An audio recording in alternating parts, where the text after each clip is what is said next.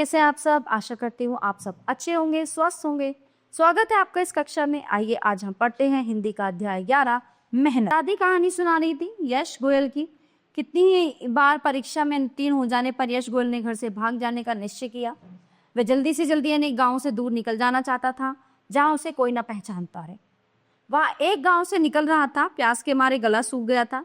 कुछ दूर जाकर एक स्त्री को घड़ा भरते देखा। देखकर पनिहारन घड़े भर रही थी। यश ने उससे पानी पिलाने की प्रार्थना की। स्त्री ने कुएं से डोल निकाला और यश के ऊख में पानी डालने लगी। यश का ध्यान कुएं की जगह पर पड़े गड्ढों की ओर गया। उसने उस स्त्री से पूछा, पत्थर की जगह में चारों ओर ये सुंदर गड्ढे कैसे बन गए? स्त्री ने उसकी मूर्खता पर हंसते हुए कहा, मिट्टी के इन घड़ों से ही ये गड्ढे पड़ गए हैं। जगह जगह कुएं में पड़े कटावों की ओर देखकर यश ने पूछा, और ये कैसे कट गए हैं? स्त्री फिर हंसी, बोली, इस रस्सी को देखो। रोज रोज पानी भरते समय इस रस्सी ने ही पत्थर के इस कुएं को जगह जगह से काट दिया है। यश गोयल के मस्तिष्क में बिजली सी कौन गई। ओ, यदि मैं भी लगातार परिश्रम करता तो क्या नहीं कर सकता था?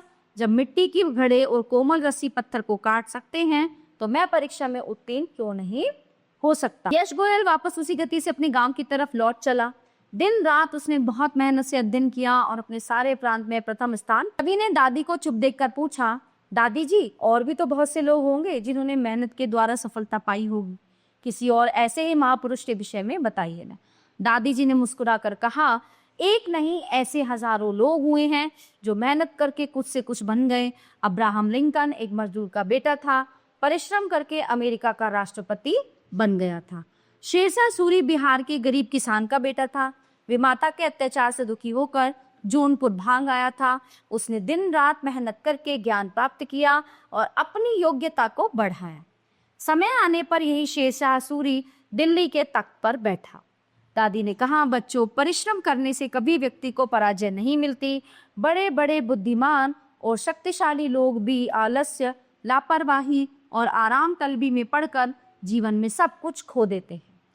बच्चों, तुमने सुना होगा कि एक बार खरगोश और कछुए में बाजी लग गई कि देखें कौन बाग तक पहले पहुंचता है, जो वहां से 3 मील दूर था। कछुआ रेंगता हुआ जब तक कुछ ही गज गया था कि खरगोश दौड़ लगाकर उससे 1 मील आगे निकल गया।